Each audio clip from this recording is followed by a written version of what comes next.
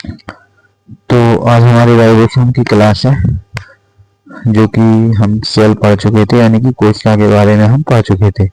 अब मुझे पढ़ना राइबोसोम, और राइबोसोम की सबसे पहले हम थ्योरी कंप्लीट कराएंगे, और थ्योरी थ्योरी जैसी ही हो जाएगी तो हम एमसीक्यू को प्रैक्टिस के माध्यम से आपकी प्रैक्टिस करवा देंगे। इससे क्या होता है कि जैसे ही थ्योरी क्लास आप पढ़ लेते हैं तो आपकी जो प्रैक्टिस है वो एमसीक्यू के माध्यम से अच्छे तरीके से हो जाती है। ठीक है, तो चलिए सबसे पहले हम थ्योरी पढ़ते हैं, थ्योरी के बाद हम कल आपको प्रैक्टिस करा देंगे। ठीक है, तो एक दिन हम थ्योरी कराते हैं और अगले दिन हम उसकी प्रैक्टिस करा देते हैं।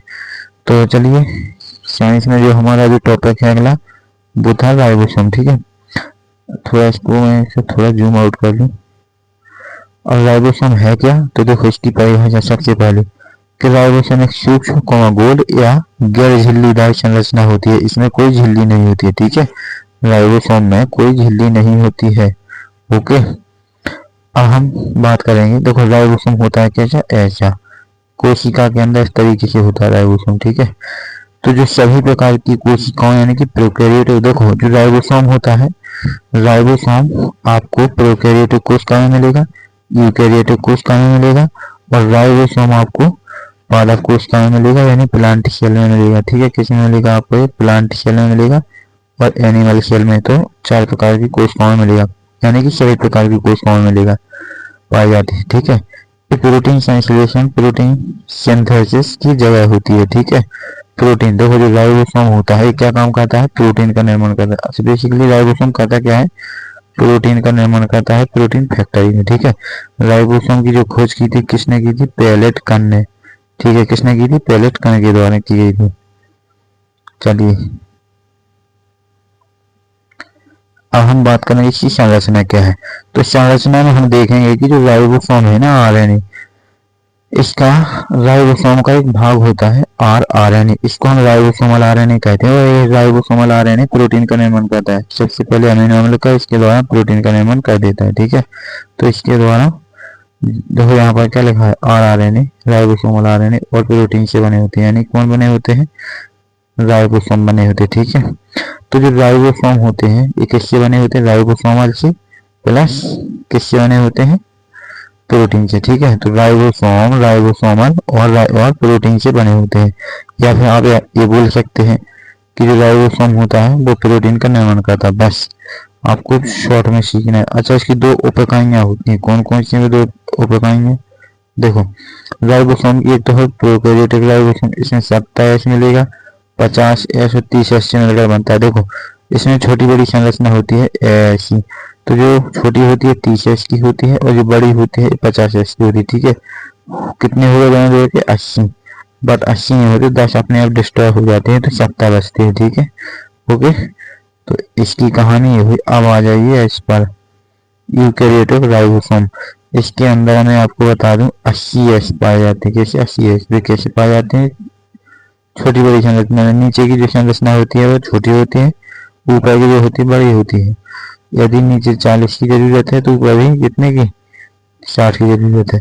तो यहाँ पर 100 बनता है, पूरा 100 राइबोसोम, बट 100 नहीं, 20 अपने आप डिस्ट्रॉय हो जाते हैं। ठीक है, तो इसका हम यूकैरियोटिक राइबोसोम कहते हैं।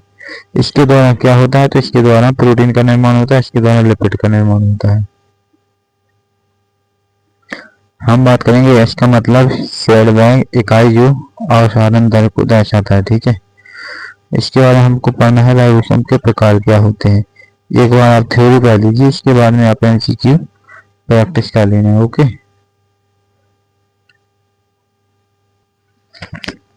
अब हम पढ़ेंगे इसके प्रकार यानी कि टाइप।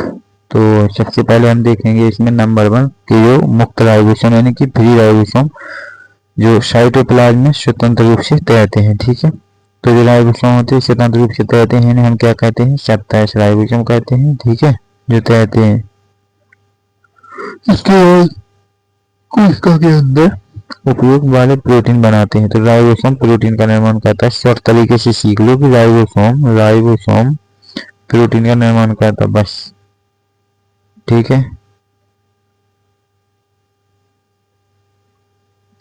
चलिए हमारा अगला पॉइंट क्या है, सेकंड पॉइंट है कि राइबोसोम यानी कि बॉन्ड राइबोसोम एक क्या होती है, रफ एंडोप्लाज्मिक, ठीक है। जो रेटिकुलम, देखो जो रफ एंडोप्लाज्मिक रेटिकुलम से जुड़े होते हैं और भी प्रोटीन बनाते हैं। क्या बनाते हैं, प्रोटीन बनाते हैं और जो झिल्ली में लगते हैं, ठीक है।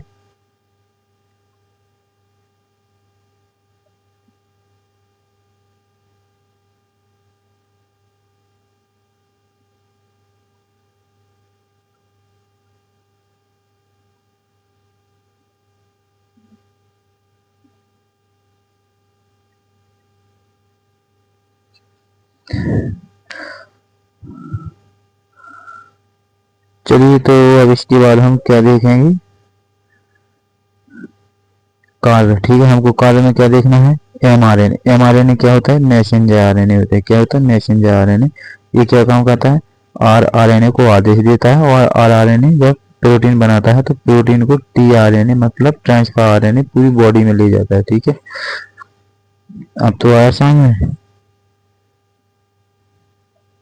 अमीनो अम्ल का जो आपस में जोड़कर पेप्टाइड बॉन्ड के माध्यम से प्रोटीन बनाना, ठीक है। तो प्रोटीन कैसे बनता है इसके बारे में भी बताना है, ओके। बट हम सब चीजों के बारे में डिटेल से एक बार पढ़ेंगे। अब हमको अभी क्या पढ़ना है इसमें, अब हमको पढ़ना है प्रोकैरियोटिक कोशिका स्थिति के बारे में। देखो जो प्रोकैरियोटिक कोशिका है,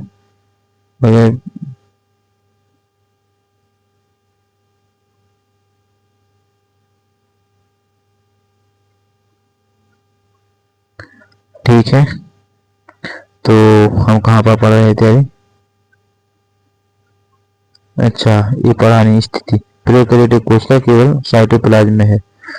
देखो जो प्रोकैरियोटिक कोशिका होती है, जो है प्रोकैरियोटिक कोशिका, ठीक है, इसके अंदर रक्त नहीं होता है, ओके। जो डीएनए होता है वो इसी में तैर रहा होता है, ओके। इसीलिए इसको हम साइटोप्लाज्म कह देते हैं, और कुछ चाहिए नहीं। यूकैरियोटिक कोशिका साइटोप्लाज्म, यूकैरियोटिक कोशिका साइटोप्लाज्म और एंडोप्लाज्मिक रेटिकुलम में मिली, किसमें, एंडोप्लाज्मिक रेटिकुलम में मिली, ठीक है। तो इतना याद रखना, इतना इतना क्या याद रखना, और इतना इसलिए थोड़ा रंग उन्हें भी आने दो, ओके। हमको पढ़ना है परीक्षा के लिए महत्वपूर्ण तथ्य। तो राइबोसोम गैर झिल्लीदार, क्या है राइबोसोम, राइबोसोम गैर झिल्लीदार यानी कि नॉन मेम्ब्रेन होते हैं, ठीक है। इनमें कोई मेम्ब्रेन नहीं होती है। इसके बाद में इसी में अगला पॉइंट है कि सभी कोशिकाओं में पाए जाते हैं। तो परीक्षा के लिए जो महत्वपूर्ण लाभ आप लोगों ने दिए, इसमें सबसे पहले ऐसे परीक्षा में पाए जाते हैं राइबोसोम,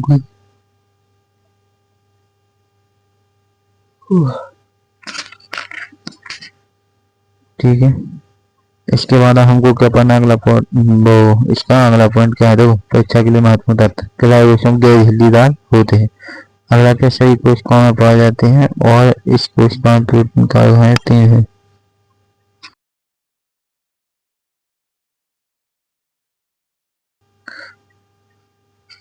तो हमने भी कहाँ कहाँ पढ़ लिया था कि जो राइबोसोम गैर झिल्लीदार होते हैं और ऐसे ही कोशिकाओं में पाए जाते हैं। जो बिना झिल्ली के होते हुए सभी कोशिकाओं में पाए जाते हैं। कोशिका के प्रोटीन का कारखाना कहा जाता है, ठीक है। कोशिका के प्रोटीन का कारखाना कहा जाता है, ओके। चलिए, राइबोसोम की खोज पैलेट करने की थी, किसने की थी, पैलेट, पैलेट के द्वारा, क्योंकि कण के द्वारा बना हुआ है ये, किसी कण के द्वारा, ओके।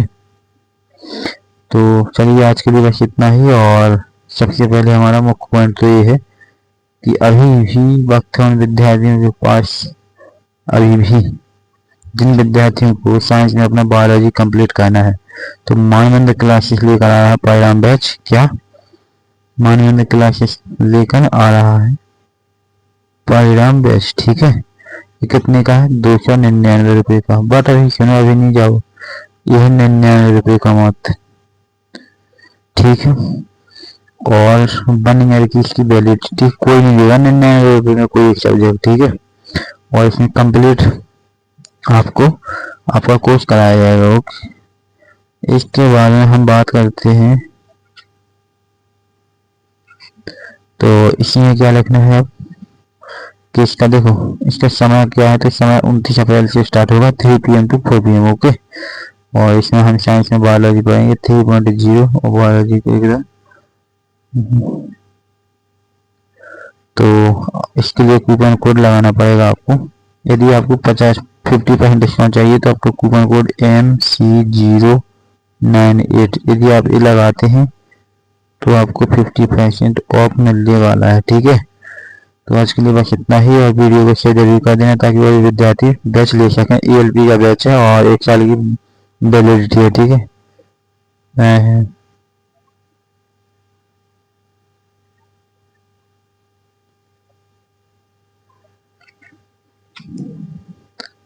तो चलिए आज के लिए बस इतना ही, वीडियो को शेयर जरूर कर देना। ठीक है, थैंक्स दोस्तों, मिलेंगे अब हम कल।